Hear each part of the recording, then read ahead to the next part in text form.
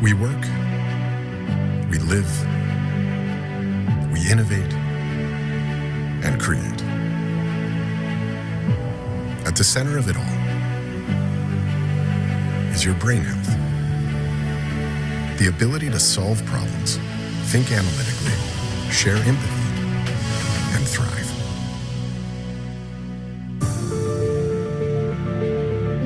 We're trying to make brain performance really the next fitness revolution. Scientific discoveries show that your brain can adapt and grow regardless of your starting point. The Center for Brain Health can show you how to transform your mind to work stronger and faster. We learned from a national poll that 95% of people want to do something about their brains. The problem is they don't know where or how to start. At the Center for Brain Health, we have easy-to-use, scientifically proven tools to provide people a proactive path to do just that, to help people everywhere improve their quality of life through brain health.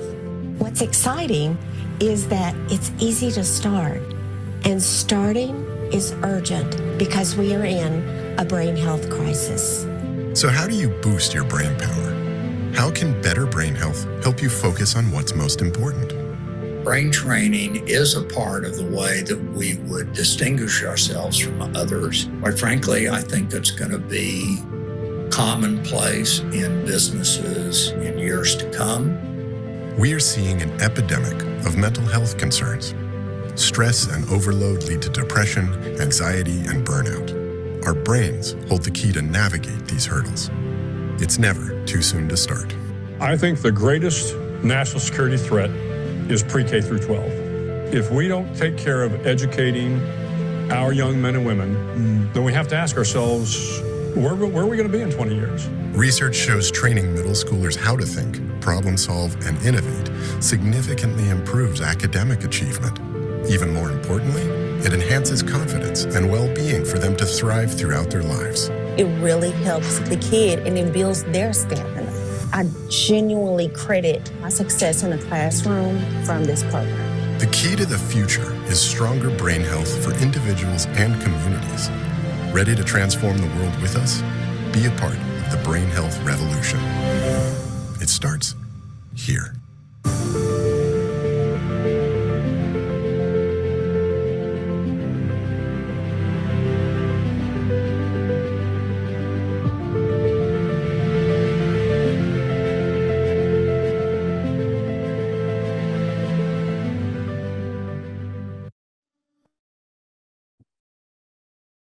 Hello and welcome. Everyone at the Center for Brain Health welcomes you to the frontiers of brain health, where we want to bring you the most exciting new breakthroughs in brain health research. My name is Dr. Sandy Bond Chapman. I am the founder and chief director of the Center for Brain Health, and I am a professor in the School of Behavioral and Brain Science at the University of Texas at Dallas. I want you to know that at the end of this, there will be time for question and answers. So use the Q&A to type in your questions because there will be many that you will have for Dr. Goldberg. We'll try to get to as many as possible. For those of you that don't know much about the Center for Brain Health, we have spent the last 3 decades as a cognitive neuroscience research center focused on how to optimize human brain potential. At the end, you will learn how you can become a citizen scientist to be part of the Brain Health Project. Now, it is my distinct honor to introduce to you Dr. Elkhonon Goldberg. Dr. Goldberg is an author, a scientist, an educator, and a clinician. He's internationally renowned for his clinical work, his research, his writings, and teachings in neuropsychology and cognitive neuroscience. He is a clinical professor in neurology at the New York University School of Medicine. He is the director of the Luria Neuroscience Institute.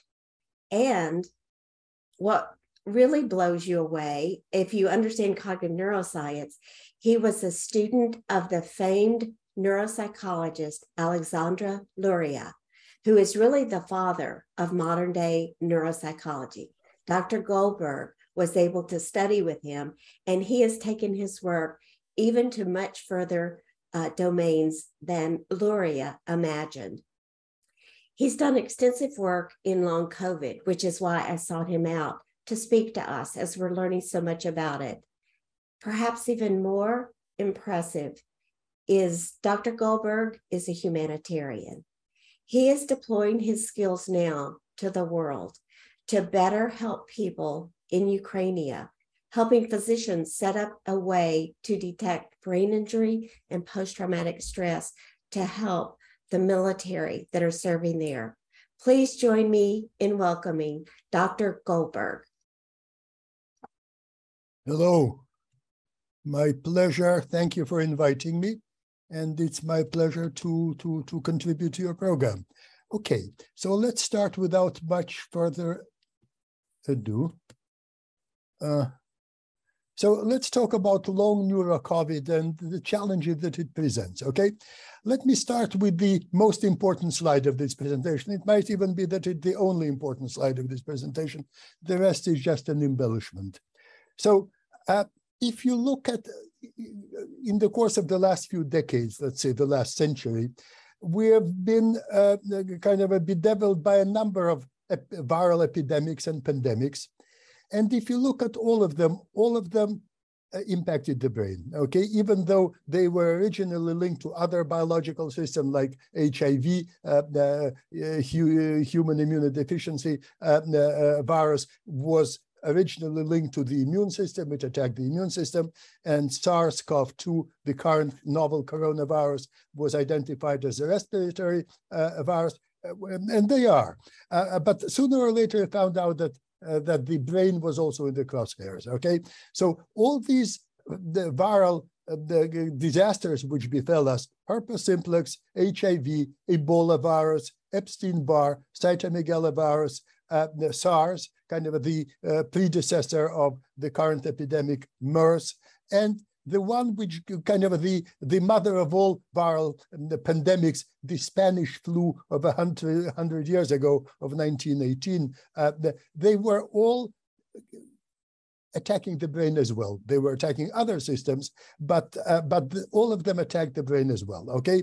So it came as no surprise that the current pandemic, SARS-CoV-2, known as COVID-19 pandemic, also attacked the brain, even though originally it was characterized as a respiratory syndrome. It is a respiratory syndrome, but it didn't take us long to find out that it also attacked the brain. And these pandemics and viral pandemics and epidemics are not done with humanity. We'll have more of those. And I think that we should, if and when we are visited by the next epidemic, viral epidemic or pandemic of global proportions, we should assume from the get-go that the brain will also be in its crosshairs, all right? So, but now we have to deal with this COVID-19, and which has been with us for 2.5 years now, and in the course of which we found out that it may take in many cases, it's a brief illness, but in many other cases, it leads to very long-term consequences. And so the notion of long COVID came about, right? So let's spend a few minutes talking about the mechanisms of COVID and how it impacts the brain. It impacts the brain in two broad type classes of mechanisms. One by direct infection of the brain, and the other one indirectly by various secondary mechanisms like excessive immune response, autoimmune response, okay?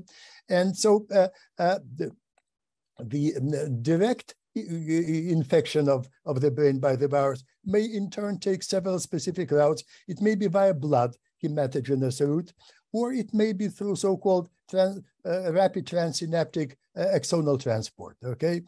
So let's talk very briefly about each of them. The blood-brain barrier can be in turn breached in several ways by infecting leukocytes, which are capable of white blood cells, which are capable of crossing the blood-brain barrier, and also by infecting the inner lining of blood vessels, okay? And of course, blood vessels are found everywhere in the body, including the brain, okay? Now, this other mechanism, direct invasion of the brain by the virus, most likely takes the form of, takes a very specific route. It enters the nasal cavity, then attacks olfactory nerve or some glial cells surrounding the olfactory nerve, and then proceeds along that route via olfactory bulb, and then enter the brain, and begins to impact various brain structures. Okay, today, the more we learn about the virus, the more many experts believe that even though both routes exist and both can be quite devastating for to the brain, the secondary indirect route by excessive immune response may be particularly damaging, which is not to say that the direct infection of the brain via the kind of a axonal transport is benign. It is not. But the more we learn about the virus, the more it appears that this excessive immune response may be particularly damaging, okay? And this effort to understand the pandemic and to learn how to combat it has taken on a global, the pandemic is a global phenomenon, and the efforts to combat it also took on a very global kind of the form, so that research comes out from many countries, from those which are known to be sources of kind of consequential research, and even for those which traditionally have not been such. Okay, so here's a paper which came out of France, published by French researchers. And basically, I don't even want you to kind of delve into the details of this illegible slide, but just they identify a whole range of specific mechanisms, ranging from various kinds of stroke, ischemic stroke, hemorrhagic stroke, general encephalopathy. So there are multiple ways in which this virus attacked the brain. Here I highlighted one particular sentence. It tends to attack certain parts of the brain more than others. It attacked the mesial aspect of the temporal lobe, where the hippocampi are, and it attacks the prefrontal cortex, particularly the orbitofrontal cortex. So this is the study from France. This is a similar one from England. And again, I don't want you to kind of delve into this illegible slide.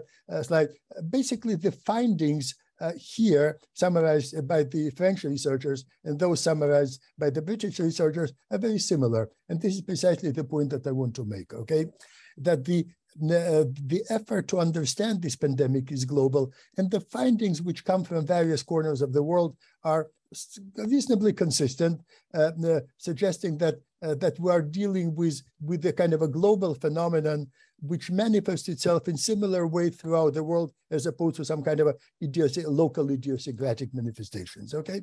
And here's a study from Turkey, just to make the point that I made a second ago, that, you know, even countries which have not been traditionally known to be kind of the source of kind of important research, now turned out to be, okay? And again, as I said a second ago, the findings are coming from these very different parts of the world are reasonably consistent. Now, well, so now that we know that the brain can, that this virus can attack the brain, various mechanisms, and attack various structures in the brain, what are the actual clinical symptoms, okay? And it appears again that the clinical neurological symptoms are multifold. So this is a study from England, for instance, and in their sample, which involved severely ill patients, they found that about half of them had neurological symptoms. Half of them, okay? So this disease, which was originally characterized strictly as a respiratory illness, now it turns out that at least among those who suffered from a severe form of this disease, about half also has neurological manifestations. What are they?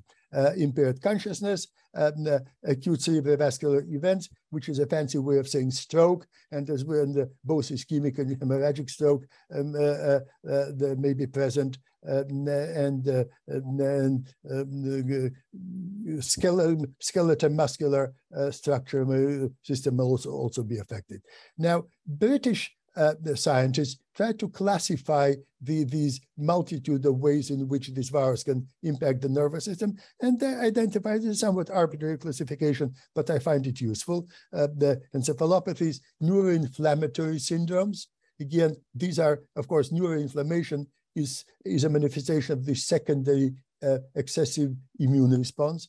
Peripheral nervous system disorders, stroke, both ischemic and hemorrhagic, mostly ischemic, hypoxia, and others. And we'll talk about some of them in more detail. Again, so here was British sample, up to half of the patients had neurological symptoms. Here is a French sample. Here, the proportion of patients with neurological symptoms is even higher. Here, 84% of the sample had neurological symptoms. Again, encephalopathy, agitation and delirium.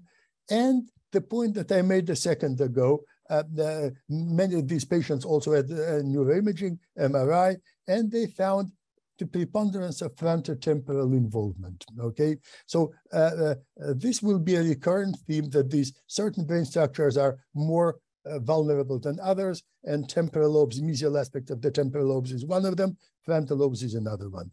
And documented the acute ischemic stroke, and we'll talk more about that, because in the context of COVID, it takes on a particularly nasty kind of a form, all right? The neurological, the American study conducted, I think, in Chicago, again, documenting very high rate of neurological symptoms. So neurological manifestations were present in almost half of the patients studied, and it's a pretty large cohort, more than 500 patients. And among those hospitalized, which more severely affected, practically 2/3 of the sample had neurological symptoms, and which were quite diverse, ranging from myalgias to headaches to dizziness, loss of smell, loss of taste, anosmia aguda, stroke, etc., etc., etc. So again, just the bottom line is that neurological symptoms are common in severely affected patients in 2/3 of the patients, according to this large American sample. But even in less severely affected, 40%, almost a half, all right? And these neurological manifestations may take a variety of forms.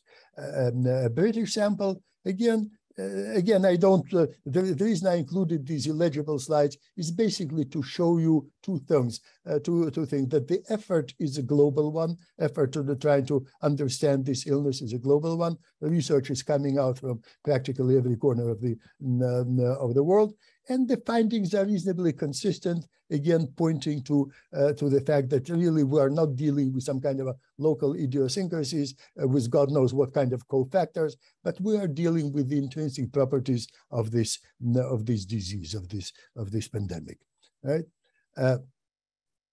Now let's dive a little kind of a deeper talk about some of the specific symptoms. You all have heard of this anosmia and aguda, loss of taste, loss of smell and loss of taste, which is quite common in COVID. And they are common symptoms. They're very often characterized by very abrupt onset and very often present already in the very beginning of the disease, right? In some cases, actually, in the first manifestation of the disease. And here, there are many reasons to believe that these symptoms are a consequence of direct invasion of the brain by the virus, because, as I said a few minutes earlier, it enters the nasal cavity, attaches itself to to components of the olfactory system, and then goes the olfactory nerve and olfactory tract pass it through the orbitofrontal cortex, and then so at the bottom of the orbitofrontal cortex, and then enters mesiotemporal regions. So, and that's where the olfactory cortex, piriform cortex is found, and so the fact that the mesiotemporal structures and orbitofrontal structures are particularly impacted suggests that it is really a direct kind of a consequence of this direct viral invasion, because that's how the virus sort of goes. Okay, now anosmia and aguda are quite common symptoms, even in mild cases of COVID, and so This is a very large multi-center European study where they found that the majority, according to this finding, the majority of patients with COVID have these symptoms, close to 90% of the patients, right? Now, another very kind of unpleasant manifestation of this neurological manifestation of this pandemic, probably even more devastating than the anosmia and the gusia. The anosmia and the gusia are very unpleasant, but people basically can live with them, all right? Ischemic stroke is a whole different matter, okay? Ischemic stroke can be quite devastating. I mean, COVID is a new disease, but ischemic stroke is not, and this has been studied by neuropsychologists, by neurologists for many years, and we know that ischemic stroke, due to the occlusion of a blood vessel, can be quite devastating. It's wrought with all kinds of long-term and very often permanent disabilities, all right, and profound cognitive impairment.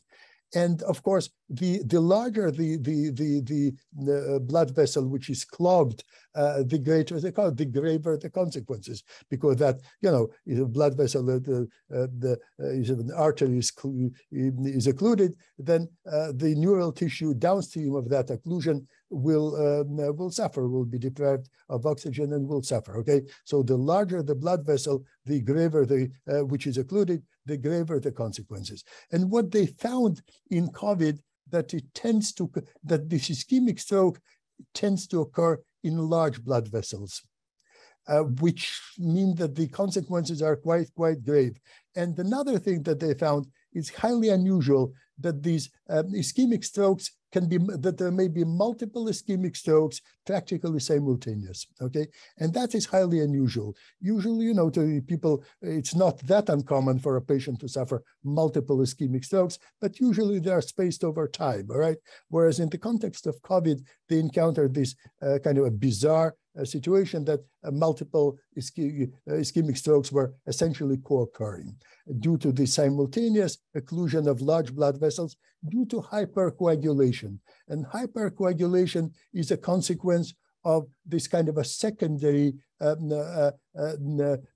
over-the-top immune response. It's one of several adverse consequences of the immune response going berserk, going becoming excessive, exaggerated, and this hypercoagulation is one of these consequences. So ischemic stroke is quite common, well, at least relatively common in severe COVID. And what makes it so particularly unusual is that it happens in young people too. I mean, stroke is basically a kind of a fate of older people, right? Young people don't get stroke, don't get ischemic stroke. Usually they don't. Whereas in COVID, in the context of this pandemic, they do, okay? And this is a study from New York, one of the medical centers here in New York, where they documented a surge of cases of ischemic stroke, due to large blood vessel occlusion in people in their 30s and their 40s. So what does that mean? That means that these people will be left, many of these people will be left with profound and permanent cognitive impairment, or at least long-term cognitive impairment. Just to look at this kind of a pretty ominous statistics, during the height of the epidemic in the spring of 2020, in New York City, hospital admission rates of patients younger than 50 years of age with large vessel ischemic stroke increased sevenfold. And that is undoubtedly a manifestation of this disease, all right? Now, and so much so that there was this paper published in New England Journal of Medicine, one of the most august medical journals, talking about the large vessel ischemic stroke, feature of COVID in the young, all right? Now, so we talked about loss of taste and loss of smell. With the smell, we talked about stroke. But these are not the only manifestations. Another one among many is so-called Guillain-Barre syndrome. Again, Guillain-Barre syndrome is not a new syndrome. It has been known for many years, but we've encountered a surge of patients with Guillain-Barre syndrome as part of this COVID pandemic, okay? And it's a peripheral neuropathy affecting, the motor system, affecting characterized by rapid onset of muscle weakness, paresthesias, etc., etc. And again, the mechanism, and it's caused by the secondary mechanisms of COVID, not by the primary viral invasion of the brain or peripheral nervous system, but rather by this kind of a over-the-top immune response, which produces hypercoagulation, leading to ischemic stroke, and also at the same time, as a kind of a parallel mechanism, attack the white matter, attacks myelin, and that is the mechanism of Guillain-Barre. And as a Guillain-Barre is it has been known for decades, but here in the context, basically was regarded as a relatively rare condition, but in the context of this pandemic, it has no longer been a rare condition, become a quite common condition, high prevalence condition, yeah. Now, at the risk of sounding self-serving, this is the paper which I published last year in the Journal of Molecular Neurobiology with two former students of mine, basically kind of reviewing the data about Neuro-Covid available at that time. And of course, it's all work in progress. It's still a relatively new disease, and we continue to learn increasingly more about about COVID. So any review, no matter how comprehensive, should be regarded as a work in progress, okay? So in this review of ours, multiple neuroinvasive pathways in COVID-19, published last year, we summarized what was known, or tried to summarize what was known about Neuro-Covid and the mechanism of infection and the of the brain and the symptoms, whatever was known at that time. And of course, as the time goes on, this conundrum of long Neuro-Covid becoming increasingly front and center, okay? We are learning that there are large numbers of people in whom these many sequelae of COVID, and including neurological sequelae, are intractable, are persistent, okay? So let's talk, basically, we are encountering kind of a gradual switch of focus, because in the beginning of this pandemic, first of all, there was not enough time has passed to even comprehend fully the extent of this long Neuro-Covid. And secondly, the focus was mostly on saving lives, learning how to deal with acute infection, okay? Now that, we have various tools, vaccines, various drugs to try to counter acute episodes, the society as a whole increasingly had the luxury and the ability to focus on long-term consequences. And so long Neuro-Covid, okay? And it's the more we learn about this disease and the more time has passed since the beginning of this pandemic, the more we come to realize that it's a real problem. It's a real conundrum, okay? Just to give you some statistics, according to the World Health Organization, 1 in 4 people who with COVID, who contracted COVID, develop symptoms which persist at least for several weeks after the acute episode, 4 to 5 weeks after the acute episode, and in 1 in 10 people, these symptoms persist for 3 months, 12 weeks, 3 months, at least 3 months after the onset of acute illness. Okay, so this is kind of the statistic that emerges, which begins to characterize the number of people with these long the symptoms of long COVID. And considering that that many million people have been impacted by this pandemic, 1 in 10 is still in the millions. So we're talking about millions of people with somewhat intractable long-term symptoms. And neurological and neurocognitive symptoms are pretty much part of that clinical picture, okay? And so there is a growing body of evidence that long Neuro-Covid, long neurological symptoms of COVID may actually be quite long. So here's a large sample. It's an American sample with close to 4,000 out of those, many of them continue to have neurological and neurocognitive symptoms at least 7 months after the original infection, okay, including neuropsychiatric symptoms, okay? And this up to 7 months doesn't mean that they stopped at 7 months. It means that these were the data available at that point in the pandemic. And if you continue to study these patients over a longer period of time, then you will discover that in many of them, the symptoms will persist for even longer than 7 months, all right? And that was really documented in this study from Europe, from Austria. Again, kind of a respectable sample. And basically what they found that neurological symptoms were present in about 15% of the sample 3 months after the infection, and in 12% a year after the infection. So there wasn't, what does that mean if you compare these two numbers? 15% after 3 months and 12% after the year. That means that in the large number of these patients who exhibited neurological symptoms 3 months after the infection, these symptoms persisted for a year, for at least a year, okay? So this goes to show that there are, in many, in many cases of this long Neuro-Covid, we do not encounter this kind of a rapid resolution of the symptoms. Quite the opposite, these symptoms often tend to persist, okay? And again, these symptoms are quite diverse: fatigue, difficulties, concentration, forgetfulness, sleep disturbances, myalgia, etc., headaches, and hypoxia, loss of smell, etc., etc., etc., right? Now, and again, just to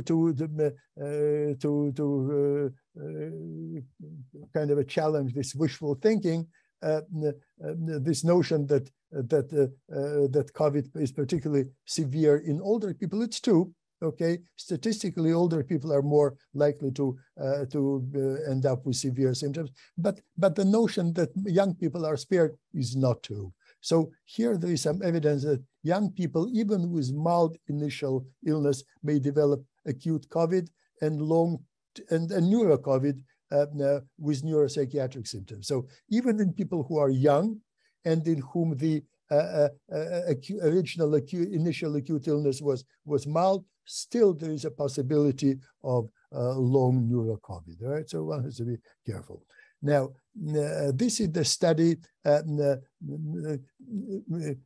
the United Kingdom with neuroimaging, where they conducted neuroimaging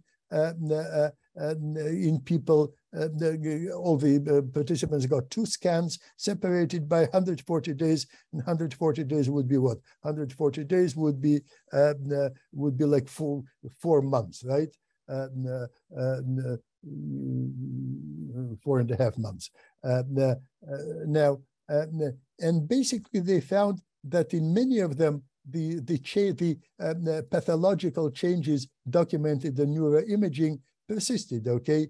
And again, I highlighted some of them, that different parts of the brain could be affected by different degrees. So the orbitofrontal cortex and parahippocampal gyres were particularly impacted, okay? So the point that I made earlier, that certain aspects of the frontal lobes and of parahippocampal gyres were particularly impacted. And one can ask, well, why is it important to kind of dig into this kind of anatomical minutia of this, of the effects of COVID? It is important because it gives us some ways of predicting the nature of cognitive consequences, okay? We know that parahippocampal structures are critical for memory. So to the extent that there are some long-term and in many cases probably permanent damage to this structure documented on MRI, this is a kind of a good reason to expect that there will be a number of patients with long Neuro-Covid characterized by memory impairment, okay? And to the extent that the orbitofrontal cortex is another area which seems to be particularly vulnerable and suffer from atrophy as part of Neuro-Covid. Well, we know what the frontal cortex does. Frontal cortex is critical for executive functions, and orbitofrontal cortex is particularly critical for impulse control, for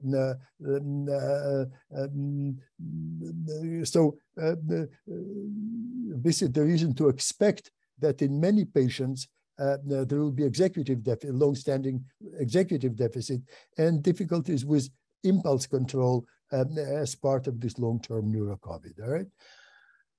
And again, these data come from all over the world. And again, they are characterized by a reasonably impressive degree of consistency, okay? The study from Italy, where patients were examined half a year after hospitalization due to COVID. Well, hospitalization implies that the study focused on severe cases, but in those patients, there was a wide range of neurological and neurocognitive symptoms, fatigue, impairment of memory and attention, sleep disorder, etc., etc., etc. So again, we encounter this long-term consequences, which are somewhat similar across these various samples. And here, in this Italian sample, these findings were documented half a year after the acute illness.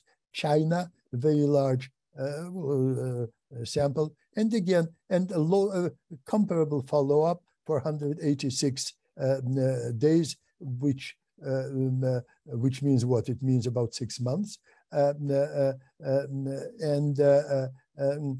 again, they encountered a large number and high prevalence of the neurocognitive and neurological difficulties, which persisted for at least six months, including neuropsychiatric symptoms such like anxiety and depression, right? Another American sample. Now, Jennifer Frontera is a neurologist from the medical school where I have my faculty appointment, NYU Medical School. And here, basically, what they found that in this large sample of patients with neurological complications of COVID, there was again a very high number of the neurocognitive and neuropsychiatric difficulties, depression, fatigue, anxiety,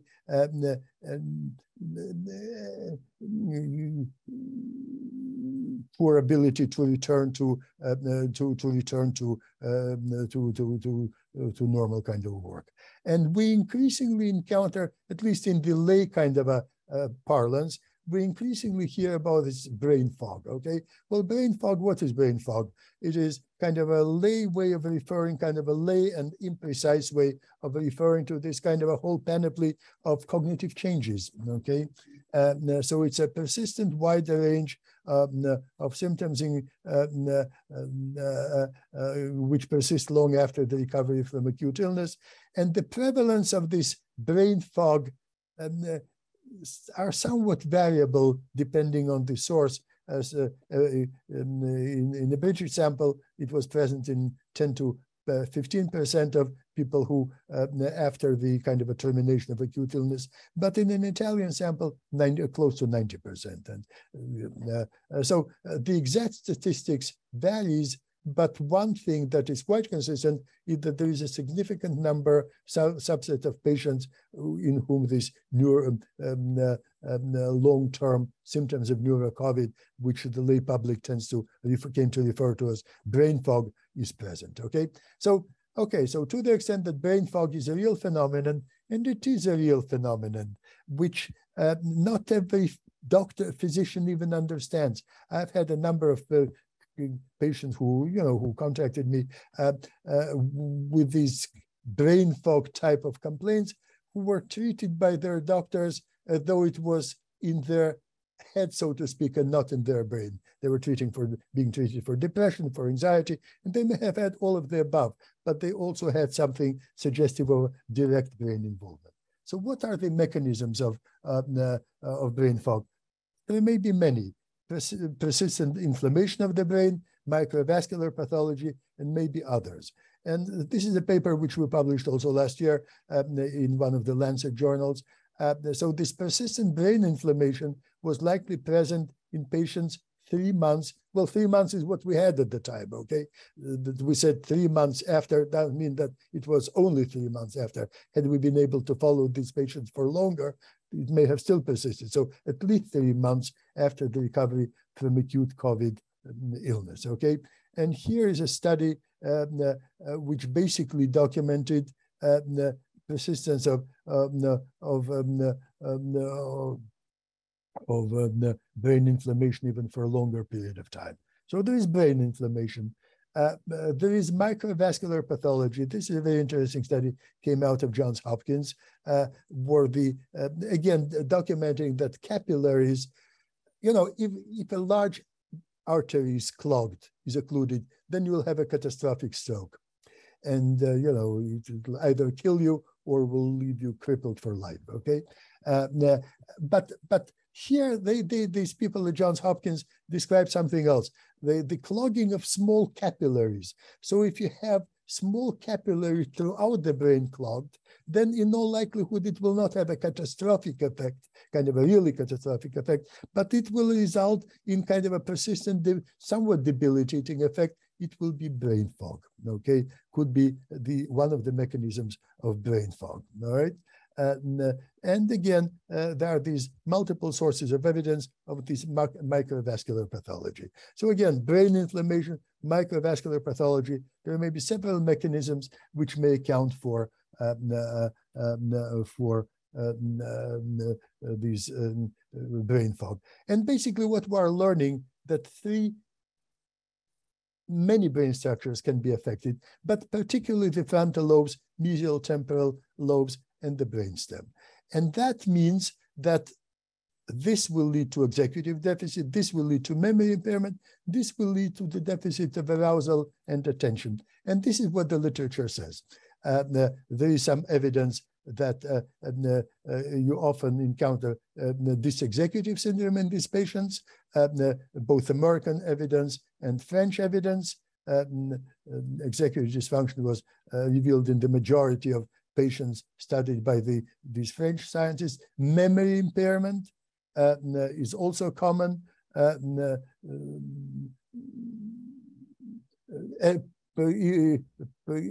Performance on tests of sustained attention is impaired. So this triad that I alluded to a second ago, executive deficit, memory impairment, and deficit of attention, we have evidence to support all of these expectations, but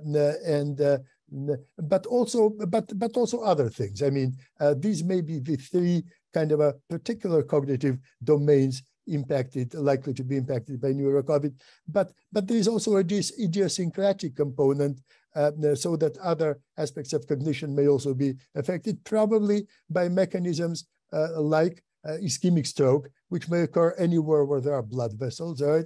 And so this is a paper published by my friend Barbara Wilson, a very distinguished British neuropsychologist, kind of documenting a case of visual Balin syndrome. Balin syndrome is a well-known syndrome affecting visuospatial functions.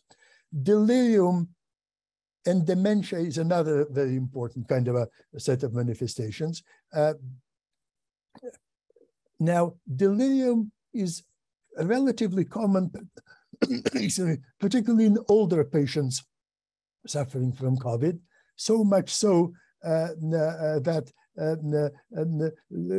just to show how common it is, generally delirium is relatively common in critically ill patients, regardless of the etiology, like in 32% of such patients. But in COVID, in critically ill COVID patients, delirium is present in 55%, okay? So delirium in the context of COVID is almost twice as common as delirium in the context of kind of a garden variety of other conditions, okay? And some people even believe that in older population, delirium may be kind of the earliest prodromal manifestation of COVID, acute COVID. There is a very peculiar and kind of unsettling relationship between COVID and Alzheimer's disease. We have known for many years that a certain the polymorphism of a particular protein, ApoE4, is a risk factor for Alzheimer's disease. People carriers of this polymorphism are more likely to develop Alzheimer's disease. So guess what? Presence of this polymorphism is also a risk factor for COVID. So there is some kind of a correlation between vulnerability to Alzheimer's disease and vulnerability to COVID. So people who carry this polymorphism are more likely to develop Alzheimer's, and they're more likely to develop COVID. And if they develop COVID, they're more likely to for this COVID to take a bad form, so that heightened morbidity. Okay. And that, again, has been kind of validated and documented in various countries, in the United States, in England, in Finland, for instance. Now, then there is a very, and I kind of skipped this slide because we're probably running out of time, but just to, maybe I shouldn't skip it. An argument can be made that different types of dementia, Alzheimer's versus Lewy body versus frontotemporal dementia, kind of put patients at somewhat different risks for COVID. And in this Korean study, again, apropos of kind of a global nature of this effort to understand this illness, they try to kind of unpack it and to discuss it and to understand it. Okay. Then there is a growing concern that Neuro-Covid may put one general, I shouldn't say Neuro-Covid, COVID in general, having been ill with COVID, may put one at increased risk for developing neurodegenerative disease much later in life. Okay, it's a concern which. What is the basis for this concern? We'll look at this very old study published 20 years before, actually 30 years before the current pandemic. But what they found is that the antibody levels to certain coronaviruses were elevated in the cerebrospinal fluid of patients with Parkinson's disease. Okay, and of course this SARS-CoV-2 virus is a new virus. That's why we call it novel coronavirus. But as a family of viruses, these viruses have been known for a very long time. And so it turns out that they may be kind of exposure to these viruses may put one at risk for developing Parkinson's disease later in life. There is a growing kind of a cohort of single case observations where in known cases of COVID, there was a very rapid development of symptoms which are basically consistent with Parkinson's disease, except in Parkinson's disease takes years typically for these symptoms to develop. In this patient, they sort of developed in the matter of a few days after they developed COVID, okay? In animal models, it was demonstrated that exposure to the SARS-CoV-2 virus, the virus behind COVID-19, leads to the proliferation of Lewy bodies. So, which good reason to suspect that exposure to this virus may put one at risk for developing Lewy body dementia also later in life, et cetera, et cetera, et cetera. Again, other neurodegenerative disease like multiple sclerosis, again, elevated antibodies of some of these old the coronaviruses, when I say old, I mean those which had been known for many years, were found an elevated level of antibodies to these coronaviruses in patients with multiple sclerosis. So that again is a basis for concern that it may be a risk factor for developing other neurodegenerative diseases like multiple sclerosis.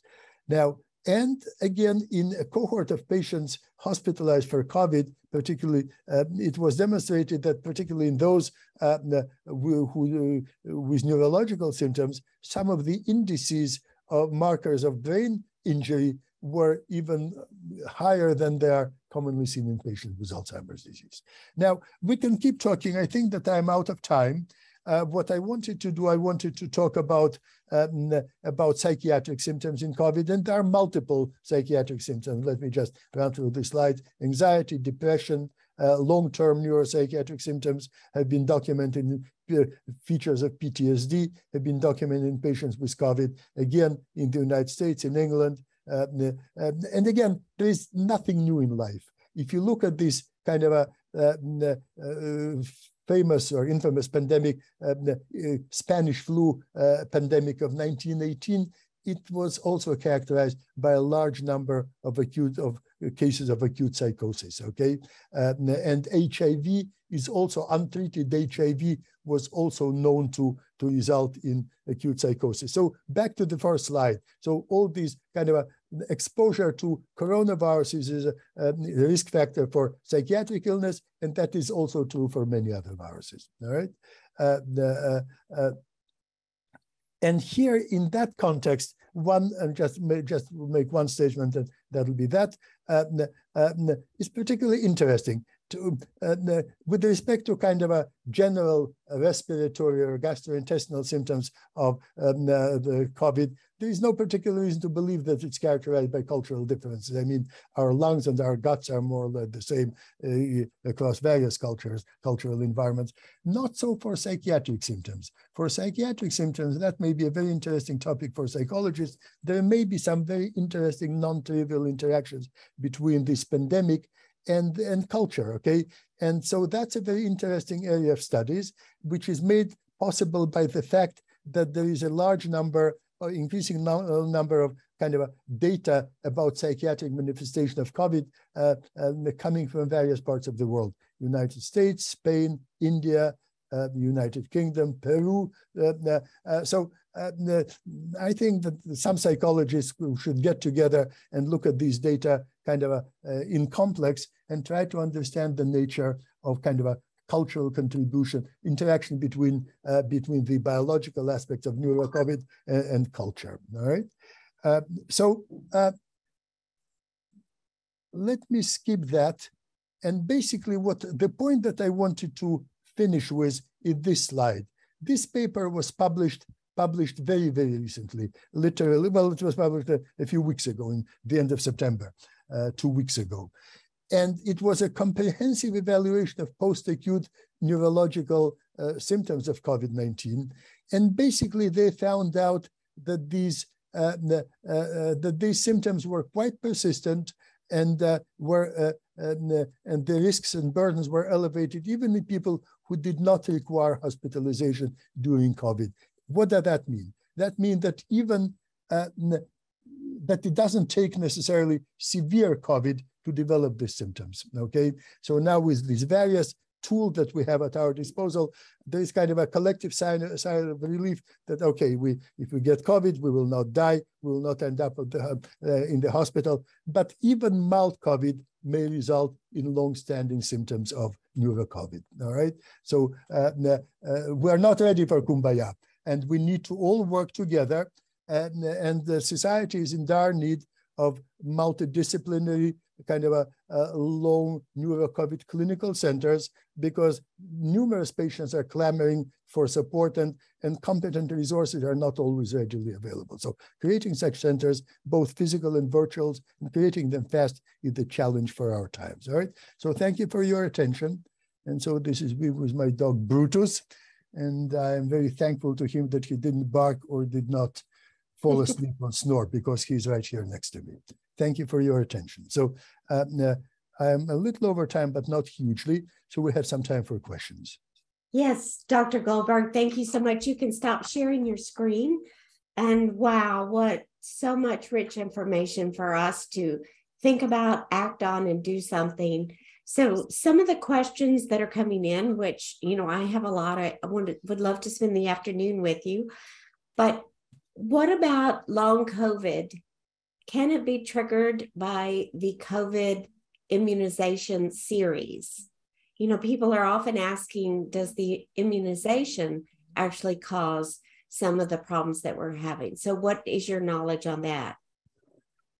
Very limited to nil, okay? Now, I have heard this concern expressed. We know that there are occasionally there are all kinds of complications associated with vaccines, with vaccination. They are very, very rare, really very rare. I think that kind of the totality of these concerns are kind of a preemptive neurotic nature, I would say. You know what I'm saying? Probably expressed mostly by people who are kind of vaccine skeptics, generally speaking, and they had the same questions with respect to any vaccine. Well, there may be complications associated with any vaccine, including these vaccines for COVID. But I think that the preponderance of evidence suggest that the cost-benefit ratio is vastly in favor of getting these vaccines. That there may be some risks. There are risks associated with everything in life. We know that, but the benefits of this vaccination is vastly outweighs any potential, any known or kind of imagined risks of these vaccines. So Thank you know, I got Thank mine, you. and I urge all of you to get yours. Yeah. Mm-hmm. Thank you for that scientifically way to answer.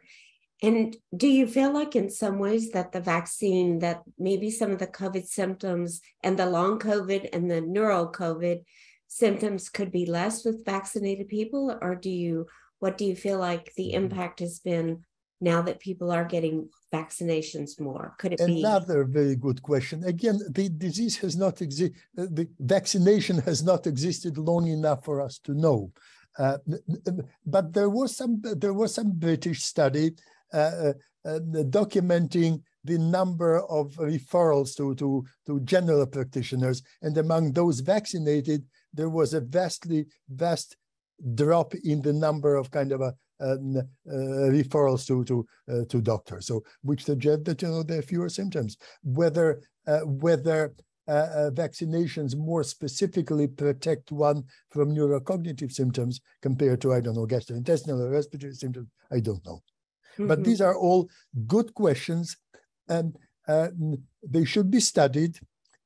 The disease has not been long, and particularly vaccination has not been long enough to know, to answer these questions, but they should be studied. And the problem here is somewhat similar to the problem which we encountered with HIV, okay? That basically all these studies and all this kind of work is being spearheaded by infectious disease doctors, as it should be, all right? Because these are infectious diseases, okay? But the unfortunately downside of that is that, like is usually the case with mental health, for them, all these kind of neurocognitive symptoms is like a sideshow. You know what I'm saying? Mm-hmm. They are more, it's not part of their background, not part of their training. They focus on other things. So this is something that people like us should kind of fill the gap. I'm ready. Let's go study it. Yeah. So do you think, I know that it's early in the game, but some of the newer variants may be causing less neurologic complications, or is it still too early in the game since, it may be a year out before we know? Is there anything to look at and do most of these studies even look at the different variants, or is it just COVID or no COVID? Well, they look at these different variants. This Omicron is generally supposed to be a little milder, right? Again, we don't know whether it's milder because Omicron is intrinsically milder, or because a lot of people are vaccinated or already had other forms of COVID and therefore have some natural protection, okay? So in that sense, it would be very interesting to conduct these studies kind of in other parts of the world, where kind of the rate of vaccination is not nearly as high as it is in the United States or in Europe.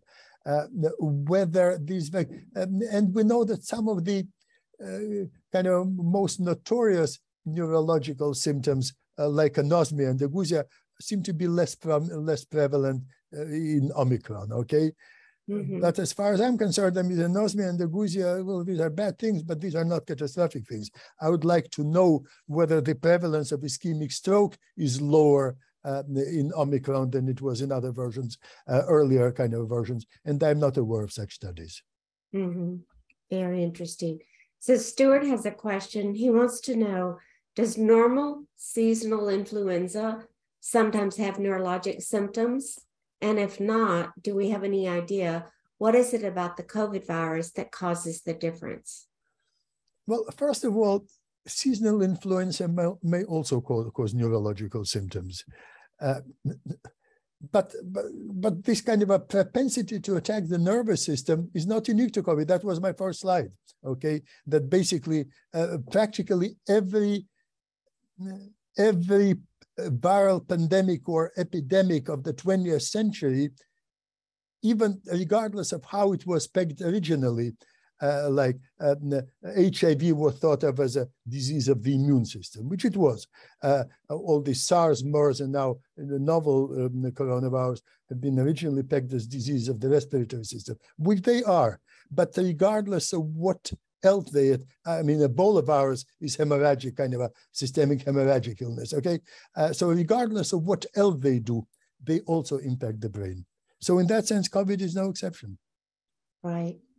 So Dr. McLean has a question that I think that we all want to know is for patients presenting with these cognitive symptoms with COVID that are extending longer than 6 months, are there any specific treatments that people could begin to develop that could really help them to recover at these later stages, whether it's cognitive, social activity, sleep?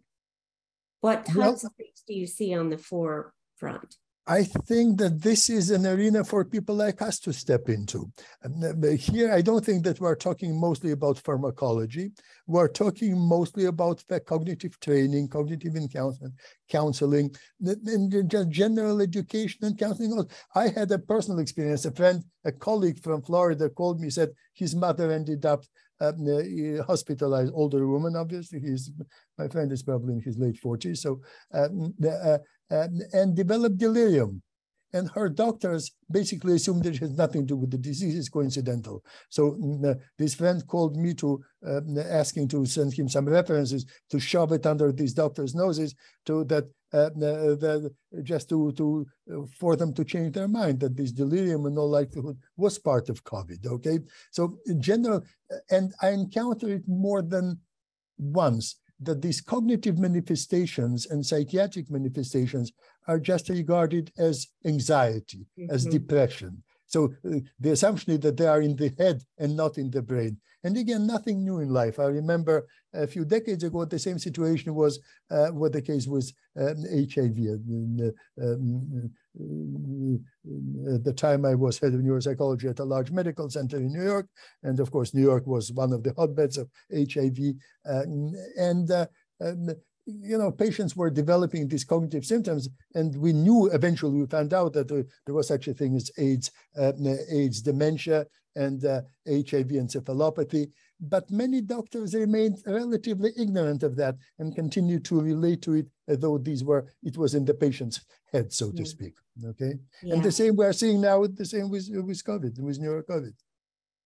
Well, your work, I think, is making a big difference. We've got so many questions that could be asked. I know some of the people wanted to know about kids, COVID and kids. And so I'm hoping maybe we can share that slide with the people that registered. You are absolutely welcome to do that. Yeah. The COVID in kids is something that I skipped over because we ran out of time, but it's part of this PowerPoint. Yes, you can share it with people. And yes. And we'll share the article too, because the article that you wrote in Molecular Neurobiology is truly a tremendous to cover many of these questions. Thank you for that contribution. And we need another one now to update with all. Absolutely, I was about to say, well, maybe we'll write it together. Yes. And then, you know, I think there's so many things that the group, as we're thinking about sleep, you know, sleep's impaired with COVID, and then could sleep be one of the good? I think there's a lot of questions that we can begin to answer. So we'll summarize a few of the key points and send it to everyone. We are out of time. In fact, we're over a little bit.